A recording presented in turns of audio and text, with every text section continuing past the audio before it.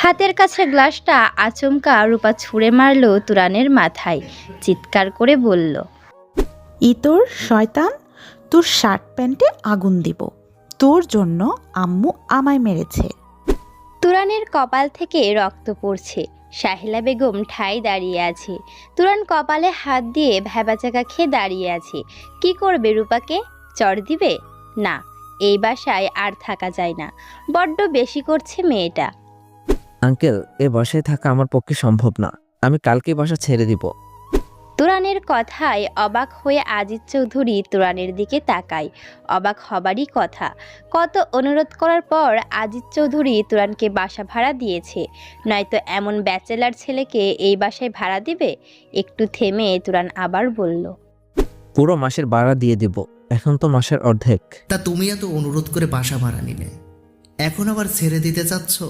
আসলে আমার একটু প্রবলেম হচ্ছে এখানে। তোমার প্রবলেম সলভ করার জন্য তো আমি আছি। এখানে তোমার কি প্রবলেম হচ্ছে সেটা তুমি আমায় বলবে না?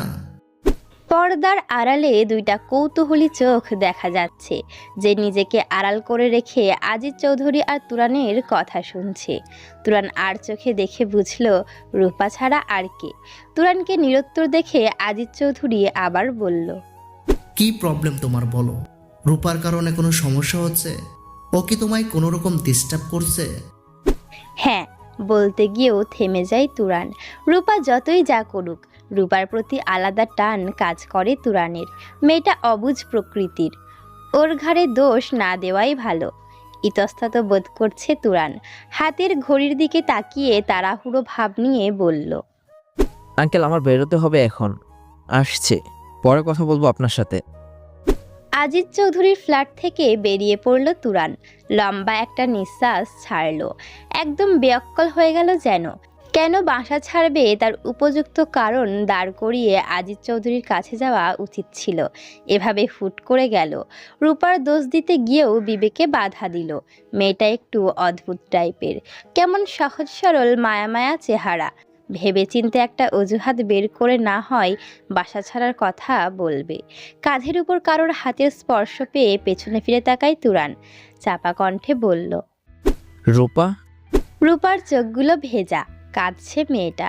কেন কাঁদছে বুঝতে পারছে না তুরান। কি হয়েছে? এখানে আসছো কেন?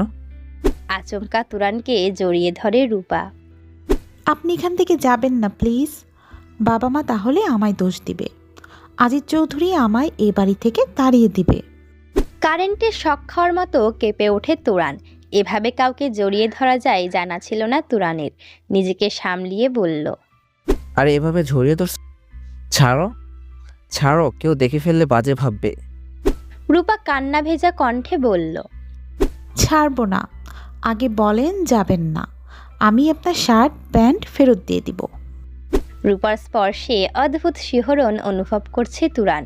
মেয়েটার মাঝে সংকোচবোধ নেই, থাকলে কিভাবে কাউকে জড়িয়ে ধরে।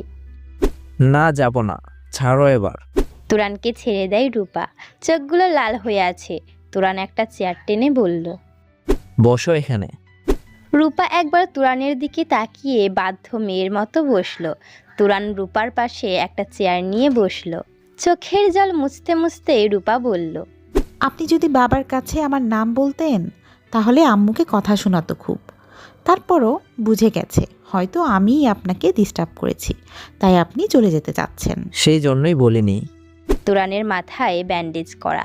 রূপা তুরানের কপালের দিকে তাকিয়ে বলল, আমি ইচ্ছা করে গ্লাস মারিনি। তো কিভাবে পেরেছো? জানি না। তুরান একটু চুপ থেকে বলল, আচ্ছা, তুমি তোমার বাবা মায়ের কাছে থাকো না কেন? তো আমি কার কাছে থাকি? আজব, সাহেলা আন্টি তো তোমার খালা। তুমি তোমার খালার কাছে কেন থাকো? না না, উনি আমার মা। আরেকটা ডাইনি মহিলা আছে, সে বলে আমি নাকি তার মেয়ে, কিন্তু আমার মনে হয় আমি সাহেলা আম্মুর মেয়ে।